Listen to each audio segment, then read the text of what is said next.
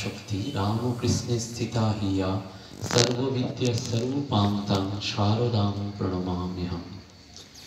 শ্রী শ্রী শারদেশ্বরী আশ্রমের গিরিডি শাখার অধিদেবতা মধুসূদন জিউর চরণে প্রথমেই প্রণাম নিবেদন করি। শ্রী শ্রী শারদেশ্বরী আশ্রমের অধিষ্ঠাত্রী দেবী জগন্মাতা শ্রী শ্রী মায়ের চরণে প্রণাম নিবেদন করে, ঠাকুর স্বামীজিকে প্রণাম নিবেদন করে, এই আশ্রমের গুরু পরম্পরায় গৌরী মা, দুর্গা মা, কমলা মা, বন্দনাপুরী মা এবং বর্তমান অধ্যক্ষা মাতা সুবিধাপুরী দেবীর চরণেও প্রণাম নিবেদন করছি। আশ্রমের অচি পরিষদের সমস্ত সন্ন্যাসিনী মায়েরা এবং কলকাতা গিরিডি নবদ্বীপের থেকে যে সমস্ত সন্ন্যাসিনী মায়েরা এখানে এসেছেন, যারা এখানেই আছেন, তাদের প্রত্যেককে আমার অন্তরের প্রণাম নিবেদন করছি। মাধুরীমা এই আশ্রমের বর্তমান দায়িত্বে রয়েছেন এবং তার সঙ্গে জয়া বিজয়ার মতন বাসন্তী শ্যামলী দি এরা রয়েছেন, তাদেরকেও প্রণাম জানাচ্ছি, অন্যান্য মায়েদেরও প্রণাম জানাচ্ছি। মঞ্চে উপবিষ্ট আছেন, আপনাদের একটু সংশোধনের জন্যই জানিয়ে দিই, শ্রী রামকৃষ্ণ বেদান্ত মঠের সাধারণ সম্পাদক পরম পূজনীয় স্বামী আত্মবোধানন্দজি মহারাজ, যিনি বিশিষ্ট লেখক এবং বাগ্মী এবং অ্যাজ অ্যাডমিনিস্ট্রেটর ওই যে আশ্রমের জেনারেল সেক্রেটারি অর্থাৎ সাধারণ সম্পাদক। আমাদের বেদান্ত মঠেও প্রেসিডেন্ট মহারাজ রয়েছেন, তিনি অন্য একজন সন্ন্যাসী, প্রবীণ সন্ন্যাসী, কিন্তু মহারাজ বর্তমানে সাধারণ সম্পাদক হিসাবে রয়েছেন। তাকেও আজকের এই ধর্মসভায় আমার অন্তরের অন্তঃস্থল থেকে প্রণাম নিবেদন করছি।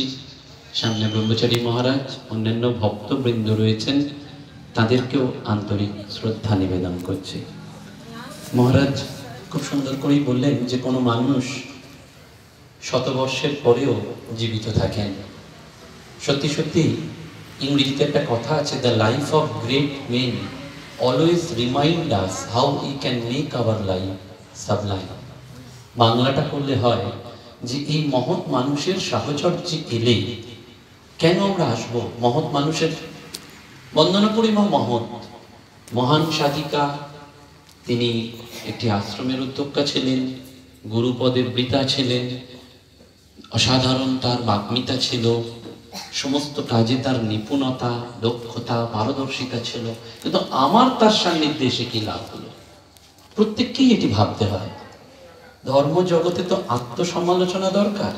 প্রত্যেককেই ভাবতে হবে যে উনি মহৎ, আমার কি হলো, আমি তার সান্নিধ্যে এসে কি পেলাম। ওইটি ওই ইংরেজি কথাটির মধ্যে রয়েছে, the life of all great men remind us. প্রতিদিন আমাদের এই বিখ্যাত জনেরা, মহৎ জনেরা বারবার এসে স্মরণ করিয়ে দিচ্ছেন যে তোমার জীবনটিকেও তুমি চাইবে এই রকম পর্যায়ে নিয়ে যেতে পারো, চাইবে। ওই জন্য এই মহৎ মানুষের সঙ্গ, মহান আচার্যদের সঙ্গ করা আমাদের ব্যক্তি জীবনে এবং আধ্যাত্মিক জীবনে ওতপ্রোতভাবে জড়িত। মায়ের মধ্যে মহারাজ সমস্ত দিকটির কথা উল্লেখ করেছেন, খুব সুন্দর করে। মহারাজ তো বাগ্মী, খুব সুন্দর করে বলেছেন। আমার বারবার মনে পড়ে যে বন্দনাপুরী মায়ের সান্নিধ্যে আসার সৌভাগ্য আমার হয়েছিল 2016 সালের সেপ্টেম্বর মাসে, আর মায়ের মহাপ্রস্থান 2017 সালে। অর্থাৎ সময়ের ব্যাপ্তিতে তার সান্নিধ্য আমার ব্যক্তিগত জীবনে খুব কম, কিন্তু তার মধ্যেও যতটুকু সান্নিধ্য আমি লাভ করেছিলাম, তাতে বারবার এটি মনে হয়েছে যে সাধু দেখা যেমন সৌভাগ্যের, সাধুর স্পর্শ পাওয়া যেমন সৌভাগ্যের, তেমনি সাধুদের মধ্যেও যিনি সাধু তাকে দেখা পরম সৌভাগ্যের। শাস্ত্রে আছে সাধু দর্শনেই পূর্ণ হয়। মাস্টারমশাই কে? মাস্টারমশাই আমাদের বেলুড় মঠের ট্রেনিং সেন্টারের আচার্য ভব মহারাজকে বলেছিলেন একটা কথা, সাধু দর্শনম হি পুণ্যম। সাধুকে দেখলেই পুণ্য হয়, সে যাকেই দেখুন না কেন, যে অবস্থাতেই দেখুন না কেন। যদিও সাধুর একটি বিশেষ শক্তি রয়েছে, সেই শক্তিটা কি বলা হয়, আসনে সাধু বিবরে সাপ। সাপ হচ্ছে গর্তে পাওয়ারফুল, সাপের গর্তে কেউ হাত দিতে চায় না, কারণ ওখানেই সাপ সর্বশক্তি নিয়ে লুকিয়ে থাকে। সাধুও পাওয়ারফুল কোথায়? সাধু যখন আসনে বসে, জপের আসনে বসে, সেই জন্য এটি বলা হয় আসনে সাধু বিবরে সাপ। তো সেই জন্য বলছেন সাধুকে দেখলেই পুণ্য হয়, সাধু দর্শন পুণ্য। কিন্তু আবার সাধু সমাজ কাউকে দেখেন, যাকে দেখলে তারা আবার অনুপ্রাণিত হন। এই যে এত মানুষ কুম্ভে যাচ্ছেন, সবাই সাধুরাই যাচ্ছেন, গৃহস্থ বাদ দিয়ে যারা, কিন্তু তারাও যাচ্ছেন কিন্তু ওই অন্য সম্প্রদায়ের সাধুকে দেখার জন্য। কেন গো ভালো সঙ্গ? সঙ্গ আমার হলো কই, সাধু সঙ্গ ছাড়া হরিকথা হয় না। হরিকথা ছাড়া সংসারের প্রতি মোহ যায় না, আর সংসারের প্রতি মোহ না গেলে ভগবানের প্রতি অনুরাগ আসে না। এটা একটা স্টেপ। সেজন্য সাধু সঙ্গ ছাড়া হরিকথা হবে না, ঈশ্বরের কথা, ভগবানের কথা সাধু সঙ্গ ছাড়া হবে না। আর যদি এই হরিকথা না হয় তাহলে কিন্তু সংসারের প্রতি যে মোহ সেটা যাবে না। সংসার আপনাকে আষ্টে পৃষ্ঠে বেঁধে রাখবে, এবং এই সংসারেই দু রকমের সহধর্মিনী পাওয়া যায়, বিদ্যারূপিণী এবং অবিদ্যারূপিণী। ভগবান শ্রী রামকৃষ্ণ পরমহংসদেব সুন্দর করে বলেছেন মাস্টারমশাইকে, তোমার স্ত্রী কিরকম? মাস্টারমশাই অনেক পড়াশোনা করেছিলেন, বলেছিলেন আমি খুব জ্ঞানী। আর বললেন ও বলো ও অত পড়াশোনা টড়াশোনা জানে না। সঙ্গে সঙ্গে ঠাকুর যেন একেবারে ছবল দিলেন, দিয়ে বললেন আর তুমি বুঝি খুব জ্ঞানী? তোমার কি ঈশ্বর দর্শন হয়েছে? ঈশ্বর দর্শন ছাড়া বাকি সব কিছু অজ্ঞানী। ঈশ্বরের পথে যারা এগোচ্ছেন যদি দর্শন করে ফেলেন তখনই বুঝতে হবে তিনি জ্ঞানী। এবং গীতাতে বারবার বলা হয়েছে যে 4 ধরনের ভক্ত আমাকে ভজনা করেন, কিন্তু তার মধ্যে জ্ঞানী হচ্ছেন আমার সব থেকে পরম প্রিয়। জ্ঞানী মানে বই পড়া জ্ঞান নয়, ইউনিভার্সিটির জ্ঞান নয়, ওই যিনি প্রকৃতভাবে ভগবানকে লাভ করেছেন। সেই জন্য সংসারের মোহ কাটাতে গেলে এই সাধু সঙ্গ হরিকথা দরকার, এবং সংসারের মোহ না গেলে কিন্তু ভগবান লাভ করা যাবে না। মা বন্দনাপুরী মায়ের কাছে যখন আমি যাই, তখন ব্যক্তিগত জীবনে আমি বৈবাহিক জীবনে সবেমাত্র প্রবেশ করেছিলাম, আমার স্ত্রীকে নিয়েই তাকে প্রণাম করতে গিয়েছিলাম। এবং মা তখন তো শ্রী শ্রী শারদেশ্বরী আশ্রমের কলকাতার শাখায় এখনো পুরুষদের অন্দরমহলে প্রবেশের একটা নিষেধাজ্ঞা রয়েছে, তখনও তাই ছিল। কিন্তু মা যেহেতু অসুস্থ ছিলেন, প্রথম দর্শনে অ্যালাউ করেছিলেন উপরে উঠে তাকে প্রণাম করা। এবং সেই প্রথম দর্শনেই তিনি এমন একটা আমার মনের দ্বিধা দ্বন্দ্ব কাটিয়ে একটি উত্তর দিয়েছিলেন, যেটি আজও এই বিবাহিত জীবনে 8-10 বছর পরে উপলব্ধি করছে যে মায়ের দৃষ্টিটা কতটা অভ্রান্ত ছিল।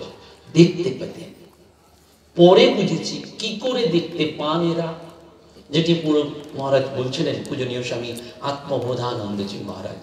যখন কোনো আশ্রমের গুরু পদে কেউ বৃত হন, অধ্যক্ষার আসনে বসেন, তখন তার মধ্যে শ্রীরামকৃষ্ণ মা শারদা স্বামীজি সেই শক্তিটা প্রবলভাবে ক্রিয়া করে, গুরু শক্তি। এই গুরু শক্তি বলে অসাধ্য সাধন হয়ে যায়। দুর্গা মা বারবার সেজন্য বলতেন মহানিশায় জপ করো। কেউ কেউ বলেছেন রাত্রি 12টা থেকে 2টোয় জপ করেছি, কিন্তু 2টোর পর তো ঘুমিয়ে পড়েছি। মা বলেছেন দুর্গা মা তাতেই হবে, তাতেই হবে, তাতেই হবে, কারণ মহানিশায় জপটা করে নিয়েছো। এবং বলছেন জপে শুধু তোমার আধ্যাত্মিক নয়, তোমার দেহে যদি কোনো রোগ হয় তাহলে রোগও নির্মূল হয়ে যাবে কেবলমাত্র জপের দ্বারা। মেলান শ্রী শ্রী মা বলেছেন জপাত সিদ্ধি, জপাত সিদ্ধি, জপাত সিদ্ধি। দুর্গা মা বলছেন জপে তোমার রোগও ভালো হয়ে যাবে। তুমি এক মনে জপ করছো তো? গৌরীমাকে জিজ্ঞেস করা হয়েছে আচ্ছা কি করলে ভগবান হবে? গৌরীমা বললেন মন সাচ্চা তো সব সাচ্চা, মন যদি সাচ্চা হয় তাহলে ভগবান লাভ হয়ে যাবে। দুর্গা মা বলছেন এক মনে জপ করলে রোগও পালিয়ে যাবে। এবং কোন এক ভক্ত প্রচন্ড পেটের ব্যথা নিয়ে দুর্গা মার কাছে গেছেন, সমস্ত ডাক্তার বুদ্ধি ফেল করেছেন। দুর্গা মা শুধু প্রথমেই একটা কথা বললেন, জপ করছো কি? আমরা গুরুর কাছ থেকে মন্ত্র নিই কিন্তু জপটাই ভুলে যাই। আমাদের নিয়ম রক্ষার জপ হয়। পরম পূজ্যপাদ স্বামী ভূতেশানন্দজি মহারাজ তখন বেলুড় মঠের অধ্যক্ষ হয়েছেন, এক ভক্ত এসছেন তার কাছে, তারই সন্তান ভূতেশানন্দজি মহারাজেরই আশ্রিত সন্তান। তিনি এসে বলছেন মহারাজ আমার খুব ইচ্ছা যে আমার মেয়ে আপনার কাছ থেকে দীক্ষা পায়, কৃপা লাভ করে। তো মহারাজ বললেন খুব ভালো কথা, তোমার গুরু কে? বললেন মহারাজ অনেকদিন আগে দীক্ষা নিয়েছি তো নামটা ঠিক মনে নেই, তবে ওই ভূত ভূত ব্যাপারটা মনে আছে। তখন মহারাজ বলছেন, কি ভূতেশানন্দ? বলছেন, হ্যাঁ মহারাজ ঠিক বলেছেন, আমার গুরুর নাম ভূতেশানন্দ। মহারাজ বলছেন, ও আচ্ছা, তোমার গুরুকে দেখতে কেমন? বলছেন, মহারাজ ঠিক একদিনই দেখেছিলাম দীক্ষার দিন, তারপরে আর বেশি আসেনি গুরু সান্নিধ্যে, তাই না গুরুর চেহারাটা মনে পড়ছে না। তখন মহারাজ বলছেন নিজের দিকে তাকিয়ে, এর মতন কি খানিকটা দেখতে? বলে, মহারাজ একদম ঠিক বলেছেন, আপনার মতনই দেখতে ছিলেন। তখন মহারাজ সেবককে বলছেন, বোঝো কাণ্ড, ও আমারই সন্তান, আমারই সামনে বলছে গুরু ভূত ভূত ছিল, কি একটা নাম, এবং দেখতে এই রকমই যেন আমারই মতো। ওই জন্য বলছেন আমরা গুরুর কাছ থেকে দীক্ষা নিই পটাপট করে, স্ট্যাটাস সিম্বল, তারপর গুরুকে ভুলে যাই আর আসিই না, আশ্রমের দিকে পাই মারাই না। তখন আমরা শুধু আসি কোন একটা উৎসবে আমন্ত্রণ পত্র পেলে বা আশ্রমের কোনো উৎসব যজ্ঞে আমন্ত্রণ করলে। আমাদের মধ্যে অহংকার গজগজ করে, আশ্রম থেকে ইনভিটেশন কার্ড না পেলে আমরা আসতে চাই না। এটা আমার নিজের জায়গা, এটা আমার আদরের জায়গা, এটা আমার পরম আশ্রয়ের জায়গা, এটি আমরা ভুলে যাই। ওই জন্যে ওই বন্দনা পরিমা আসছেন গিরিডিতে একবার, আসানসোল এক্সপ্রেসওয়েতে গাড়ি উল্টে গেল, ভল্ট খেলো, একেবারে সিওর ডেথ। কর্তব্যরত অফিসার এসে দেখলেন যে গাড়ির মধ্যে মা অক্ষত, মা সামনে বসেছিলেন, পেছনে যারা ছিলেন তারাও কনফার্ম ছিলেন, কিন্তু তারা শুধু অস্ফুট স্বরে শুনলেন যে গাড়িটা যখন ভল্ট খাচ্ছে মা আস্তে করে বলছেন, দামোদর রক্ষা করো, দামোদর রক্ষা করো, দামোদর রক্ষা করো। ওই গুরুকে তিনি, তারও তো সেই প্রাণ পুরুষ দামোদর, সেই জন্য দামোদরের কাছ থেকে শক্তিকে চেয়ে নিচ্ছেন, সেভ মি, সেভ আস, সেভ আস, সেভ আস, আমাদের রক্ষা করো। গুরু এটি করতে পারেন, এটা মিরাকল নয়, এটাই অধ্যাত্ম জীবনের মূল সত্য। গুরু পারেন না এমন কিছু নয়, গুরু সব দিতে পারেন। সেই জন্য বারবার বলে, গুরু কা দুয়ার মে কুত্তা কা মাফিক পারা, গুরুর দুয়ারে কুকুরের মতন পড়ে থাকো, গুরুর চরণ দুটি ধরে পড়ে থাকো, তোমাকে আর কিছু করতে হবে না, everything will be taken care of, সবটা গুরু করে দেবেন। আমাকে কি করতে হবে? আমাকে গুরুর নির্দেশিত পথে এগিয়ে যেতে হবে। এই ফুলমা সারাটা জীবন ওই গুরু আদিষ্ট পথে যেমন নিজের জীবনটি করেছেন, কেন না গৌরীমা পার্টিকুলার ছিলেন সমস্ত ব্যাপারে, সেজন্য তিনিও পার্টিকুলার সমস্ত ব্যাপারে। আমার মনে আছে কলকাতার একটি অনুষ্ঠানে আমরা বহু আশ্রমে হয়তো বক্তৃতা দেওয়ার ভগবানের কৃপায় সুযোগ পাই, কিন্তু ফুলমার মধ্যে অসাধারণ একটা গুণ ছিল যে কোনো শিল্পী এবং বক্তাকে মঞ্চে ডেকে তাকে যথাযথ সম্মাননা প্রদান করা, এবং সেটার ব্যাপারে তিনি নিখুঁত লক্ষ্য রাখতেন। ওই কলকাতার মঞ্চ থেকে দূরের চেয়ারটিতে বসে কি দেওয়া হচ্ছে, তাকে কি কি আইটেমস দেওয়া হচ্ছে সেটার ব্যাপারে ওর নিখুঁত দৃষ্টি ছিল। ওই প্রথম বক্তৃতাতে সেটি লক্ষ্য করেছিলাম আমি, এবং তারপরে বক্তৃতায় ঠাকুরমা স্বামীজির প্রসঙ্গ করার পর উনি একটা কথাই বললেন, তুমি তো আমার গৌরী মায়ের কথা শোনালে না, আমার মনটা ভরল না। তুমি পরের উৎসবে গৌরী মায়ের কথা শোনাবে, আমার মনটা ভরবে। কারণ গৌরী মা ওই যে মহারাজের মুখে শুনলেন তার গুরু, ওই গুরুর কথা শুনেই তার আনন্দ, গুরুর কথা শুনতে পেরেই তার আনন্দ, কারণ গুরুই রক্ষা করেন। এই গুরু পরম্পরা শক্তি। শ্রী রামকৃষ্ণদেব বারবার সুন্দর করে বলছেন, একটা ছাদের উপরে একটা রিজার্ভার রয়েছে, সেই রিজার্ভার থেকে একটাই জল, কিন্তু নানান রকমের মুখ দিয়ে বেরোচ্ছে, জল কিন্তু একটাই, কিন্তু এই মুখটা নানান রকমের মুখ দিয়ে সেই একই শক্তি বেরোচ্ছে। সুতরাং সেই শ্রী শ্রী মায়ের শক্তি গৌরী মা, দুর্গা মা, কমলা মা, বন্দনা পরিমা এবং বর্তমানে সুবিধা পরিমায়ের মধ্যে দিয়েও প্রবাহিত হচ্ছে। এটি কিন্তু শিষ্য হিসাবে, ভক্ত হিসাবে, আশ্রম অনুরাগী হিসাবে আমাদের ভালোবাসতে হবে, মনে রাখতে হবে, শপথ নিতে হবে এবং এগিয়ে যেতে হবে। শুধু বক্তৃতা নয়, যেমন দুর্গা মায়ের, গৌরী মায়ের এবং সুব্রতা মায়ের প্রামাণ্য জীবনী গ্রন্থ আছে, আমরা আশা করব যে এই ফুল মায়ের শতবর্ষ তার উপর একটি প্রামাণ্য জীবনী গ্রন্থ রচিত হবে, কোন স্মারক পত্রিকা নয়।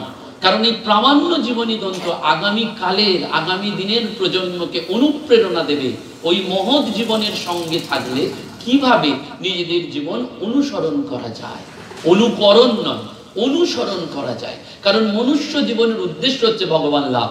ঠাকুর বারবার গৌরী মাকে যে কাজে উদ্বুদ্ধ করেছিলেন, এই আশ্রম আজও সেই কাজে ব্রতী হয়ে রয়েছে। সেজন্য দুর্গা মাও বারবার বলতেন, গৌরী মাও বলতেন যে এই আশ্রমের শক্তি হচ্ছে আধ্যাত্মিক সম্পদ।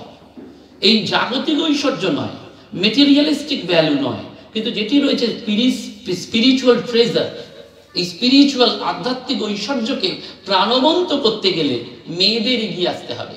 আপনার এখানে মায়েরা রয়েছেন, কটা মা পারবেন তাদের নিজের মেয়েকে এই আশ্রমের কাজে উৎসর্গীকৃত করে দিতে? সন্ন্যাসিনী নাই বা করলেন, কিন্তু আশ্রমের কাজে মোর অ্যাসোসিয়েটেড করে দেওয়া, যুক্ত করে দেওয়া। দুর্গা মা বারবার বলতেন যে পরিবারের শান্তি, শৃঙ্খলা, পবিত্রতা নির্ভর করে মেয়েদের উপর এবং মেয়েদের মায়েদের উপর। এটি দুর্গা মা যেমন বলেছেন, নেতাজি সুভাষচন্দ্র বসু বলছেন, give me a good mother, I will change the whole nation. আমি একটা জাতিকে বদলে দিতে পারি যদি একটা ভালো মা হয়। কারণ মা হওয়া সব থেকে কঠিন, সব থেকে toughest job in the world is to be a good mother, একটা ভালো মা। কারণ মাও কোনো একটা সময় তার সন্তানের মোহে সন্তানকে ছাড়তে পারে না, কোথাও একটা আটকে দেয়। সেই জন্য বারবার মাকেও মনে রাখতে হবে যে আমাকে ভগবান, একজন সারদা মঠের সন্ন্যাসিনীকে তার মাকে ইন্টারভিউ করা হয়েছিল, বলেছিলেন আপনার তো একমাত্র মেয়ে, আপনি ছাড়লেন কি করে? মেয়েকে ছাড়লেন যখন আশ্রমের সন্ন্যাসিনী করার জন্য, কষ্ট হলো না? বলো না, কেন কষ্ট হবে? আমি যখন ওই মেয়ে যখন আমার গর্ভে ছিল, তখন আমি ভগবানকে বলেছিলাম আমাকে সুস্থ সবল ভালো সন্তান দিও, যাতে ও সুন্দরভাবে পৃথিবীতে আসে। তো ভগবান আমাকে শ্রেষ্ঠ জিনিস দিয়েছেন, আমার মেয়ে। তো এখন আমার ভগবানকে দেবার পালা। শুধু কি নেব, দিতেও তো হবে। আমার ভগবানকে এখন দেবার পালা। তো ভগবানকে তো আমি খারাপ জিনিস দিতে পারি না, আমাকে ভগবানকে বেস্ট জিনিসটাই দিতে হবে। আমার কাছে বেস্ট জিনিস হচ্ছে আমার মেয়ে, তাই ভগবানের চরণে আমি আমার মেয়েকেই সমর্পণ করে দিলাম। এই বেস্ট জিনিসটা দিয়ে দিতে হবে। আমরা এটা দিতে পারি না আমাদের অহংকারের জন্য, আমাদের স্বার্থপরতার জন্য, আমাদের ক্ষুদ্র আমির জন্য। সেই জন্য ঠাকুর বারবার বলছেন, এই কাঁচা আমিটাকে ত্যাগ করো, পাকা আমি। পিতৃসত্য পালনের জন্য ফুলমা এই আশ্রমে জীবন দিয়েছিলেন, মনে রাখতে হবে। পিতৃসত্য পালনের জন্য বাবা কথা দিয়েছিলেন যে মেয়েকে দিয়ে যাব, আর মেয়েও বলছেন যে আমার বাড়ি এটা নয়, আমার বাড়ি অন্য জায়গায়, আমাকে যেতে হবে অন্য জায়গায়। ওই অচিনপুরের পথি তিনি আসছেন নিজের জায়গায়, এবং শুধু নিজের জায়গায় নয়, বারবার বলছেন ওই দুর্গা মায়ের কথা, মায়ের নাম করো, মায়ের নাম প্রচার করো। শারদেশ্বরী আশ্রমকেও বারবার আমাদের মনে রাখতে হবে, আধুনিক যুগের সাথে তাল মিলিয়ে এগিয়ে যেতে হবে। কারণ স্বামীজি চেয়েছিলেন প্রচারের অভাবে যে কোনো সংঘ হীন দশা প্রাপ্ত হয়। সংঘ ভেঙে পড়ে, অর্গানাইজেশন ভেঙে পড়ে যদি সেই অর্গানাইজেশনের প্রচার না হয়, প্রসার না হয়। তার ওয়ান অফ দ্য মিডিয়াম হচ্ছে লিটারেচার, এই বই। যে কারণে আমরা বললাম যে বইটি প্রকাশ করতে হবে, এবং মোর প্রচার, অ্যাক্টিভিটিস, সৎকর্ম, ভালো কর্ম, এগুলোর মধ্যে দিয়েই আমাদের এগিয়ে যেতে হবে। কমল পাশ থেকে বলছেন, বন্দিতাদি বই প্রকাশ কি হলো? একদম। কেন এই কথাটি মা চাইতেন? লক্ষ্য করে দেখবেন, আমার ব্যক্তিগত অনুভব যেটি মহারাজ বললেন, ফুলমার সাথে প্রথম ইন্ট্রোডাকশন হলে মা বই দিয়ে তাকে প্রথম বরণ করে নিতেন। মায়ের ওয়ান অফ দ্য ক্যারেক্টারিস্টিক্স ছিল আশ্রমের পাবলিকেশন দিতেন, অন্য বই নয়। তিনি দুর্গা মা, গৌরী মা এবং কমলা মায়ের বইটি দিতেন, এবং প্রত্যেকটি বইতে তিনি নিজে কিন্তু সিগনেচার করে দিতেন, নিত্য শুভার্থী বলে আশীর্বাদে তিনি নিজের নামটি সই করে দিতেন। অর্থাৎ তিনি যেন কোথাও এই ভক্ত হৃদয়ে এন্ট্রি নিয়ে নিতে চাইছেন, যে আমরা যেন আমাদের হৃদয়ে আসনে মাকে চিরকাল প্রতিষ্ঠিত করতে পারি। কারণ মনুষ্য জীবনের উদ্দেশ্য একমাত্র ভগবান লাভ, এছাড়া আমাদের আর কোনো উদ্দেশ্য নেই। একটা পশু আহার নিদ্রা মৈথুন করে, একটা মানুষও আহার নিদ্রা মৈথুন করে, কিন্তু তার বাইরেও ভগবান মানুষকে এমন একটা জিনিস দিয়েছেন যার দ্বারা সে ভগবান লাভ করতে পারে, শুধু নয় ভগবান হয়ে যেতে পারে, ভগবান হয়ে যেতে পারে। এই যে বন্দনাপুরী মা, তিনি আজকে দেবতা, সত্যি সত্যি তিনি দেবী, কোনো অংশে তিনি দেবত্বের ওই জায়গা থেকে কম নেই। তিনি হয়ে দেখালেন যে তুমিও চাইলে পারো। মাস্টারমশাই ঠাকুরকে জিজ্ঞেস করেছিলেন কি করলে ঈশ্বর দর্শন হয়? ঠাকুর বলেছিলেন আন্তরিক ব্যাকুল হয়ে তাকে ডাকলে তিনি নিশ্চয়ই দেখা দেন। এই সংসারে থেকেও আন্তরিক ব্যাকুল হয়ে আমরা তাকে ডাকতে পারি না, কারণ আমাদের সংসারটা নানান রকম বিষয়ে বিষে মগ্ন হয়ে রয়েছে। দেখবেন এই যে ধর্মসভা, অনেক চেয়ার হয়তো কিছু কিছু ফাঁকাও রয়েছে, তাতে দুঃখ নেই। কেন? এই সেই ঠাকুরের আমলেও ছিল। ঠাকুর টনটনে কালীবাড়িতে যাচ্ছেন, ওই কেশবের সাথে সাথে দেখছেন টনটনে কালীবাড়ির চাতালে থেকে একটু দূরে রোয়াকে বসে সবাই তাস খেলছে। ঠাকুর বলছেন, দেখো কেশব, সন্ধ্যেবেলায় তাস খেলবে, তবু ভগবানের নাম করতে যাবে না। এটাই কিন্তু আমাদের স্বভাব। আমরা টিভি দেখবো, আমরা তাস খেলবো, আমরা গল্প করব, আমরা ইউটিউব দেখবো, কিন্তু আমরা ভগবানের নাম শুনতে যাব না। ভগবানের নাম শুনলে কি হয়? ভেতরটা পরিবর্তন হয়, ভেতরের মধ্যে একটা দৈবী সত্তা জাগ্রত হয়। সেই জন্য ঠাকুর বারবার বলতেন, যে সালা হরিনাম করতে পারে না তার কস্মিন কালেও ভগবান লাভ হবে না। এই হাত তুলে হরিনাম করা। দেখবেন মাও বারবার এই নাম সংকীর্তনে নিজে মেতে থাকতেন। কারণ এটাই তো ভারতবর্ষের আধ্যাত্মিক সত্য, যেটি উপনিষদে বারবার উচ্চারিত হয়েছে, যে তুমি জন্মেছ কেন? তোমার জন্ম হচ্ছে, মরবে তো বটেই একদিন, কারণ যে জন্মেছে সে একদিন না একদিন মারা যাবেই। এখানে কেউ আমরা বেঁচে থাকবো না, পার্মানেন্ট নয়। কিন্তু কিছু কিছু মানুষ মারা যাওয়ার পরেও বেঁচে থাকেন। এই যে মা বেঁচে রয়েছেন বন্দনাপুরী মা, যতকাল এই আশ্রম থাকবে ততকাল মায়ের নাম উচ্চারিত হবে। এই বেঁচে থাকার, মরে যাওয়ার পরেও বেঁচে থাকা। স্বামীজি বললেন, তুমি জন্মেছ, মৃত্যু তো তোমার নিশ্চিত, কিন্তু এমন মহৎ উদ্দেশ্যের জন্য জীবনটা পাত করো যাতে তোমার জীবনটা সার্থক হয়। সেই জন্য আমাদের জীবনটিকে বিকশিত করতে হবে, এই মহৎ মানুষের জীবন। সেই জন্য ঠাকুর সংসারী মানুষকে বললেন 4টি উপায়ের কথা। কি 4টি উপায়? ঈশ্বরের নাম গুণকীর্তন করো, সাধু সঙ্গ করো, সদাসৎ বিচার করো, আর নির্জন বাস করো। সংসারী মানুষ এই 4টি পালন করলেই তার ভগবান লাভ হয়ে যাবে। এই যুগে খুব সোজা। বলছেন রাজা মহারাজ যে এবারে ঠাকুর এসেছেন, শক্তির বিশেষ প্রকাশ হয়েছে, মানুষ খুব সহজেই ভগবান লাভ করতে পারে, মানুষ খুব সহজেই করতে পারে। কিন্তু এবারে যদি কেউ না করতে চায় তাহলে কেস জন্মিস, গন্ডগোল। আমাদের এটি মনে রাখতে হবে। কারণ আমরা এই শ্রীরামকৃষ্ণ পথে এসে ওই উদ্দেশ্যটা, অবজেক্টিভটা যেন আমাদের কাছে ক্লিয়ার থাকে, এবং সেই ক্লিয়ার অবজেক্টিভে আমাদের পাথ কি, লক্ষ্য কি, সেটাও বারবার বলেছেন। সেই পাথের মধ্যে দুটোই ফান্ডামেন্টাল, যেটি এই আশ্রমের সাধুদের সাথে, সন্ন্যাসিনীদের সাথে মিশলেই বুঝতে পারবেন।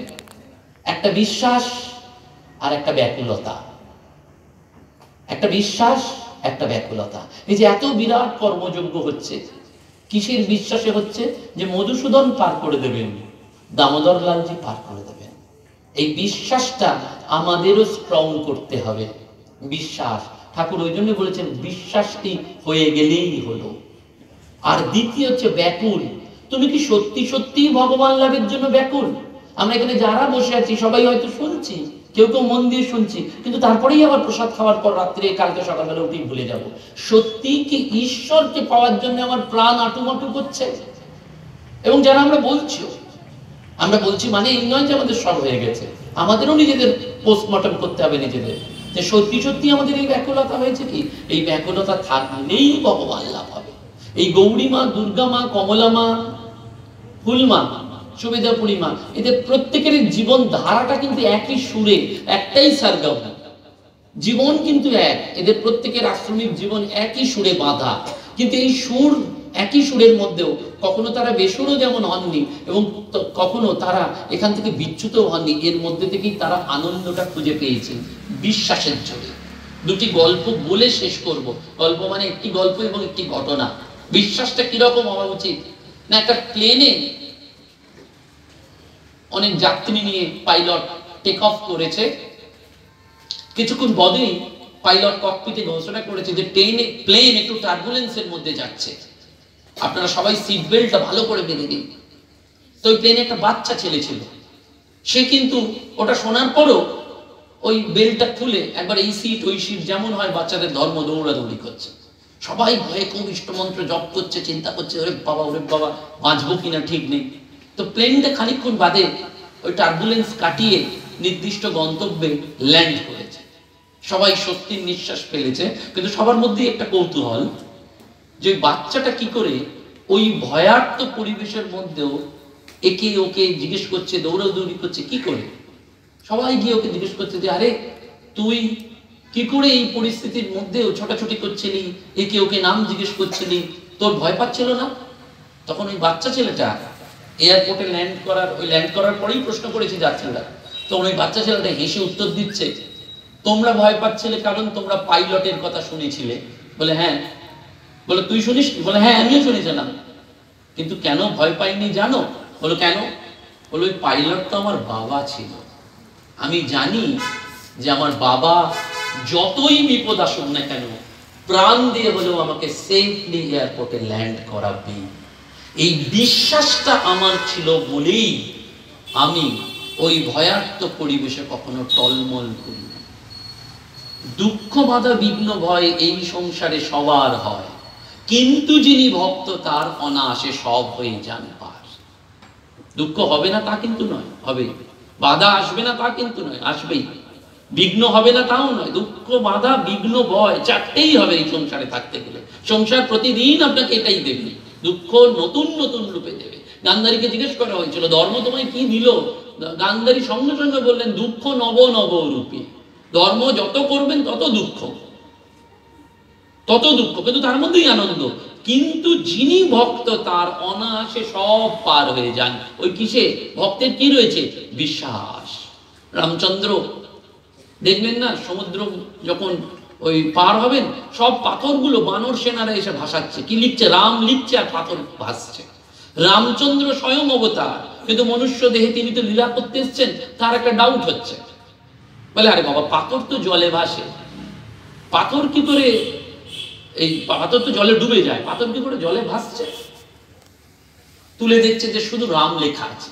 তো রামচন্দ্র বলছে দেখি আমি একবার টেস্ট করে দেখি। রামচন্দ্র লুকিয়ে গিয়ে একটা বিরাট পাথর তুলেছে, রাম লিখে জলে ফেলেছে, ডুব করে পাথরটা ডুবে গেছে। রামচন্দ্র বলে যা বাবা, হনুমানের পাথরটা ভাসছে আর আমি একই পাথর রাম লিখছি ডুবে যাচ্ছে। যাকে কেউ দেখেনি তো, হনুমান গাছের তলায় চুপ আড়াল থেকে বসেছিল। রামচন্দ্র দেখতে পেয়েছে। হনুমানের ক্যারেক্টারিস্টিক্স জানেন, একদিকে যেমন ভক্ত একদিকে জ্ঞানী। তো রামচন্দ্র বলছে হনুমান এটা কি হলো, তোমার পাথর জলে ভাসছে আর আমার পাথর জলে ডুবে যাচ্ছে কেন? তখন হনুমান বলছে প্রভু কিছু মনে করবেন না, আমরা যখন রাম লিখে পাথরটা ভাসাচ্ছি আমাদের মধ্যে কোনো ডাউট নেই, কোনো সংশয় নেই যে পাথরটা ডুববে না ভাসবে। আমরা জানি রাম নাম লিখে পাথরটা ভাসিয়েছি মানে পাথর ভাসবেই, ডুবতে পারে না। কিন্তু আপনি যখন ভাসিয়েছেন তখন আপনার মধ্যে একটা ডাউট কাজ করছে, ভাসবে না ভাসবে না, ভাসবে না ভাসবে না। If there is a doubt there is no god. যদি ডাউট থাকে ভগবান নেই, যেখানে কনফার্ম সেখানেই ভগবান আছেন। সেজন্য এই আশ্রমের মায়েরা তাদের জীবন দিয়ে এটি বারবার দেখিয়েছেন। আর দ্বিতীয়টি হচ্ছে ব্যাকুলতা। আন্তরিক ব্যাকুল হলে তিনি শুনবেনই শুনবেন। ফুলমায়ের জীবনে যত যত ভক্ত গিয়ে তার কাছে তাদের নিজেদের দুঃখ ব্যথা যন্ত্রণার কথা জানিয়েছেন, ওই আন্তরিক ব্যাকুল হয়ে তিনি দামোদর লালজির কাছে প্রার্থনা করেই সেই বাধা বিঘ্ন কাটিয়ে দিয়েছেন। The problem will be solved by the earnest prayer, divine prayer. একেবারে দৈবী প্রার্থনাই অনুরণিত হয়, সেজন্যই সকাল থেকে প্রার্থনা। এবং সেটি হচ্ছে ব্যাকুলতা। ব্যাকুলতা থাকলে ভগবান শুনবেনই শুনবেন। সেটির একটি ঘটনা বলে শেষ করব। ঘটনাটি বেলুড় মঠের ঘটনা, বাবুরাম মহারাজের ঘটনা। বাবুরাম মহারাজ মঠের ম্যানেজার ছিলেন, আর বাবুরাম মহারাজের দুটোই প্রিন্সিপাল ছিল। বেলুড় মঠে কেউ এলে তাকে একটু প্রসাদ খাওয়ানো এবং ঠাকুরের কথা শোনানো। দেখবেন শ্রী শ্রী শারদেশ্বরী আশ্রমেও এই প্রথা রয়েছে, যখনই আপনি যান প্রসাদ থেকে কেউ বিচ্ছিত হবে। সেটি দুর্গামাও করতেন। উৎসবের সময় তিনি হয়তো গিরিডি তার প্রিয় জায়গা, গুপ্ত বৃন্দাবন রচনা করেছিলেন। এখানে বসে সকলের হয়তো খোঁজ নিতে পারছেন না উপস্থিত ফিজিক্যালি গিয়ে, কিন্তু প্রত্যেকের দিনের শেষে খোঁজ নিচ্ছেন, ওর প্রসাদ পাওয়া হলো তো, ওর প্রসাদ পাওয়া হলো তো, প্রসাদ পাওয়া হলো তো। ভক্ত সেবা। বাবুরাম মহারাজ যখন মারা যাচ্ছেন তখনও তিনি জ্ঞান মহারাজকে ডেকে বলছেন, জ্ঞান কথা দে, একটা জিনিস করতে পারবি তো সারা জীবন? জ্ঞান মহারাজ বলছেন কি? বলছেন ভক্ত সেবা করতে পারবি তো? বলছেন হ্যাঁ মহারাজ পারবো। বলছে ঠিক কথা দিলি তো, ভক্ত সেবা করতে হবে। ভক্ত সেবা কেন? ভক্তের হৃদয়েই ভগবানের বাস। ভগবান অন্য কোথাও থাকেন না, ভগবান ভক্তের হৃদয়ে থাকেন। সেজন্য ভক্তকে কেউ দুঃখ দেবেন না, আঘাত করবেন না। ভক্তকে যদি আঘাত করেন তাহলে জানবেন ভগবান কষ্ট পাচ্ছেন। এখন কার ভক্তির জোর কতটুকু আমরা তো বাইরে থেকে বুঝতে পারি না। সেজন্য ওই ভগবান ভক্ত সেবা করলে খুশি হন। ঠাকুর রামচন্দ্র দত্তকে বলেছিলেন ভক্ত সেবা করো। বাবুরাম মহারাজ জ্ঞান মহারাজকেও বলেছিলেন। ঠিক বাবুরাম মহারাজ মঠের ম্যানেজার, তিনি বলছেন ঠাকুরের কথা শুনিও এবং ভক্ত সেবা করো। তো বেলুড় মঠে ভরত মহারাজ, আপনারা ভরত মহারাজের কথা জানেন। ভরত মহারাজের কাছে খুব বিখ্যাত দুজন ব্যক্তি যেতেন, ইন্দিরা গান্ধী এবং সুচিত্রা সেন। তারা তাদের নিজেদের মনের দুঃখের কথাই শুধু শোনাতে যেতেন ভরত মহারাজকে। ভরত মহারাজ কিচ্ছু করতেন না, চুপ করে শুনতেন শুধু। সাধুকে ওই জন্য বলা হয় স্পিরিচুয়াল অ্যাবজর্ভার। সাধু শোনেন শুধু, কোন রেমেডি দিতে পারবেন না, কিন্তু আপনার মনের দুঃখের কথা, শোকের কথা সব সাধুর কাছে আপনি বলতে পারেন। এবং সংসারে কি করে চলবেন সাধুই আপনাকে সব থেকে ভালো বলতে পারে। কারণ ঠাকুর বলছেন যে দাবা খেলে সে চাল বুঝতে পারে না, যে বাইরে থেকে থাকে সে চাল ভালো বুঝতে পারে। সাধু সংসারে নেই, সাধু সংসারের বাইরে থেকে চালটা ঠিক বলে দেবে কোন চালে এগোতে হবে। তো ওই ভরত মহারাজের কাছে এরা দুজন যেতেন, শুধু মনের দুঃখের কথাই বলতে যেতেন। তো ভরত মহারাজ তখন ব্রহ্মচারী, আর বাবুরাম মহারাজ তখন মঠের ম্যানেজার। মঠের ম্যানেজার মানে ওই তার কাজই ছিল ভক্ত সেবা করা, ঠাকুরের কথা শোনানো। বেলুড় মঠে তখন এমন অনেক সময় হতো বেলা 1টা-1:30টার সময়তেও ভক্তরা এসেছে, বাবুরাম মহারাজ আবার তাদের জন্য খিচুড়ি বসানোর নির্দেশ দিয়েছেন। বেলুড় মঠ থেকে শুকনো হাতে কেউ ফিরে যাবে না। তো এমনই একদিন বেলা 1:30-1:45 সময় একদল ভক্ত এসছেন। বাবুরাম মহারাজ তাদের সাথে কথা বলেই এই ভরত মহারাজকে বলেছেন যে যাও ভরত, ওদের জন্য একটু প্রসাদের ব্যবস্থা করো। তো ভরত মহারাজ গেছেন দৌড়ে। ভাঁড়ারে সেদিন চাল ডাল কিচ্ছু ছিল না, এবং যারা রান্না করবেন তারাও সব বিশ্রামে চলে গেছেন। ভরত মহারাজ এসে বাবুরাম মহারাজকে বলছেন, বাবুরাম মহারাজ আজকে ছেড়ে দিন এবারটার মতন, এবারে আপনি কথা বলেই ওদের পাঠিয়ে দিন।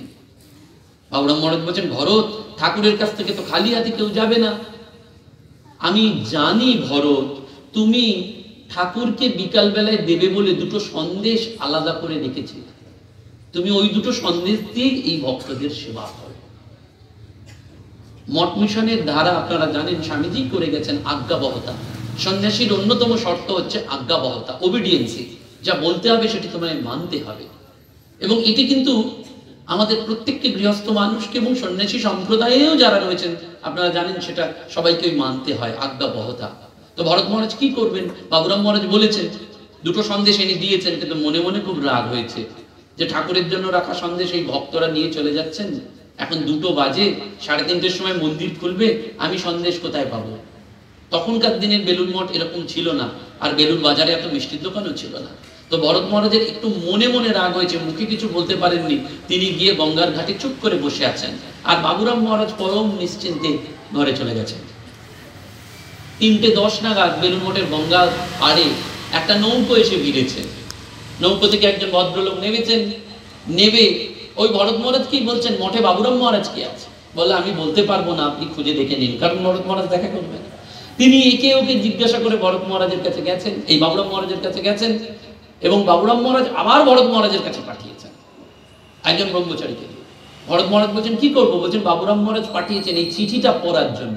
বলো ঘড়িতে 3:20 বাজে, 3:30টায় মন্দির খুলবে, চিঠি পড়ে আমি কি করব? বলো তা তো জানি না, উনি বলেছেন। বাবুরাম মহারাজ খানিকটা অনিচ্ছা সত্ত্বেও ওই চিঠিটা খুলেছেন, পড়ছেন। আর ঠিক সেই সময়ের ব্যবধানে ওই ভরত মহারাজ চিঠিটা পড়ছেন, আর ঠিক সেই সময়ের ব্যবধানে বাবুরাম মহারাজ আস্তে আস্তে স্বামীজির বারান্দায় এসে দাঁড়িয়েছেন। ভরত মহারাজ চিঠিটা খুলেছেন, পড়ছেন, আর 2 চোখ দিয়ে জল পড়ছে তার। এবং তারপরেই দৌড়ে গেছেন বাবুরাম মহারাজের কাছে ভরত মহারাজ।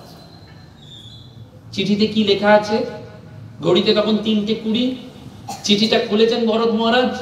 চিঠিতে লেখা আছে, আমি কলকাতার একজন মিষ্টান্ন ব্যবসায়ী, 1 নৌকো ভর্তি মিষ্টি পাঠালাম। যদি 3:30-র সময় বৈকালিকে ঠাকুরকে মিষ্টিটা নিবেদন করা হয় তাহলে আমার ব্যবসা ধন্য হবে। এটি পড়ছেন আর ভরত মহারাজ কাঁদছেন। তখন বাবুরাম মহারাজ এসে বলছেন, ভরত তুমি 2টো সন্দেশের জন্য চিন্তা করছিলে, ঠাকুর এক নৌকো ভর্তি সন্দেশ তোমার কাছে পাঠিয়ে দিয়েছেন। তুমি কি মনে করো ঠাকুরের পুজো তুমি আমি করি? ঠাকুরের পুজো তিনি নিজেই নিজের পুজো জোগাড় করে নেন। আপনি করিলে আপনার পূজা, আপনি করিলে আপনার স্তুতি গান। তিনি এই জগতের মালিক। তার মুহূর্ত মাত্রেই হ্যাঁটা না হয়, নেহাটা হ্যাঁ হয়। আমরা সেটা বুঝি কি করে? এই গুরু মাধ্যমে। গুরু ইজ দ্য চ্যানেল। সেই জন্য গুরুকে বলা হয় জিপিএস। আর আধুনিক যুগে জিপিএস হয়েছে না, যে জিপিএস দিয়ে আমরা পথ থেকে থেকে সোর্স টু ডেস্টিনেশনে চলে যাই। গুরু is that GPS, path finding system. এই পাথটাকে বলে দেবেন তুমি কোথা থেকে এসেছো, কোথায় যাবে, তোমার ডেস্টিনেশন কোথায় এবং কিভাবে যাবে। সেই জন্য আধুনিক যুগেও আমাদের এই প্রেক্ষাপটে দাঁড়িয়ে গুরুর প্রতি বিশ্বাস এবং গুরুর প্রতি ব্যাকুলতা যদি থাকে, তাহলেই এই ভগবান লাভ হবে। মনুষ্য জীবনে এরা বারবার এসে এই মাতা বন্দনাপুরী দেবী, সুবেদাপুরী মা এবং তার আগে আগে দুর্গা মা, গৌরী মা, এরা করে গেলেন, দেখিয়ে দিয়ে গেলেন। যেটি পূজনীয় মহারাজ বললেন, আমাদেরও কিছু দিতে হবে। আশ্রম থেকে শুধু নিলেই হবে না, আশ্রমকেও দিতে হবে। আশ্রম আমাদের স্নেহ, ভালোবাসা, আশীর্বাদ দিয়ে ভরিয়ে দিচ্ছে, কিন্তু জাগতিক মানুষ হিসাবে আমারও আশ্রমের প্রতি একটা সেবা রয়েছে, ঠাকুরের প্রতি একটা দায়বদ্ধতা রয়েছে, গুরুর প্রতি একটা নিষ্ঠা রয়েছে। সেটা যদি আমরা করতে না পারি, তাহলে আগামী সময় মহাকাল আমাদের ক্ষমা করবে না। মহাকাল কিন্তু অন্তিমকালে হিসেব বুঝে নেবে। কর্মের ফলই আমাদের জীবনে প্রকাশিত হয়। আমরা যা কিছু দুঃখ কষ্ট পাই, সব আমাদের নিজের নিজের কর্মের ফল। সেই কর্মফলেই আমাদের প্রশ্ন করবে যে তুমি ভগবানের নাম নিয়েছো, গুরু কৃপা পেয়েছো, কিন্তু গুরুর জন্য কিচ্ছু করনি, ভগবানের কথা একবারও ভাবিনি, আশ্রমের জন্য ফিরেও তাকাওনি, তাহলে তোমার কর্মফল তোমাকে কি করে এগিয়ে নিয়ে যাবে? আমাদের এই পবিত্র দিনে, যেহেতু ভগবানের কথা যেদিন হয় সেটি পবিত্র দিন, তাই এই পবিত্র দিনে ফুলমায়ের কাছে প্রার্থনা, আমাদের মধুসূদনের কাছে প্রার্থনা এবং গুরু পরম্পরায় প্রার্থনা, যেন আমরা সম মনের হতে পারি, সমভাবের হতে পারি, এক পথে চলতে পারি এবং আশ্রমকে এগিয়ে নিয়ে যেতে পারি। যত ভেদাভেদ দ্বন্দ্ব আশ্রমের ভেতরে হয়ে যাক, কিন্তু আশ্রমের বাইরে শারদেশ্বরী আশ্রম, মা শারদার নামে যে পূর্ণ ঘট রূপে প্রতিষ্ঠিত রয়েছে জগৎ কল্যাণে, সেই পূর্ণ ঘটের পল্লব যেন আমাদের গৃহী এবং সন্ন্যাসিনীরা একসাথে মিলিতভাবে সেই ঘটে যেন আমরা পূর্ণ আহুতি দিয়ে জীবনটা ধন্য করতে পারি। সন্ন্যাসিনীরা তপস্যা ত্যাগের দ্বারা এগিয়ে যাবেন, আর আমরা সন্ন্যাসিনীদের পাশে দাঁড়িয়ে সেবা করে আশ্রমের দায়ভার নিয়ে আমাদের জীবনকে ধন্য করব। দুজনেই চলে যাব সেই গুরু চরণে। সকলকে প্রণাম জানিয়ে আজকের এই অনুষ্ঠান এখানে শেষ করলাম। নমস্কার।